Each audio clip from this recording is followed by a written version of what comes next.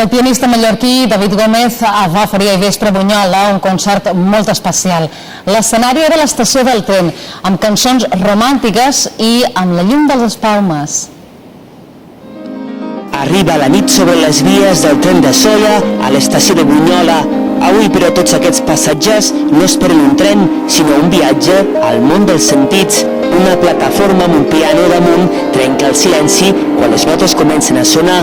La música neix de les mans d'un dels pianistes mallorquins més reconeguts, David Gómez. Anit va portar aquí el seu concert de les Espelmes. Sí, bueno, y especialmente este concierto, pues aparte es en mi pueblo, ¿no? O sea, y la verdad que bueno, tocar en una estación de tren, ya es el 6º año consecutivo, encima de unas vías del tren, pues sí que crea el ambiente especial, pues para que también la música clásica se acerque a todo tipo de público, ¿no? Entre la foscor de més 150 persones s'asseuen al voltant del pianista.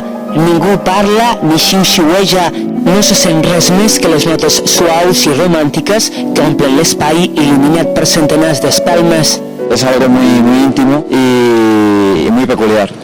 No se suele dar algo así en cualquier sitio, vamos. Que es molt especial y que yo que es muy guapo. Es curioso, es poco habitual.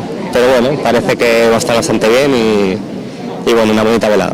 De Bach a Mozart, passant per Piazzolla i Chopin, en aquest concert el més important no és veure bé a l'intèrpret, sinó intuir-lo. La propera cita serà a Artà el proper dia 29 d'agost.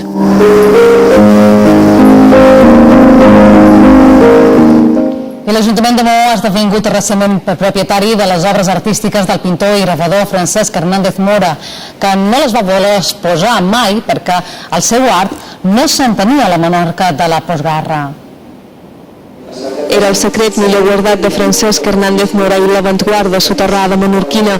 La societat d'ençà encara mantenia aquesta corrent artística i després. L'escriptor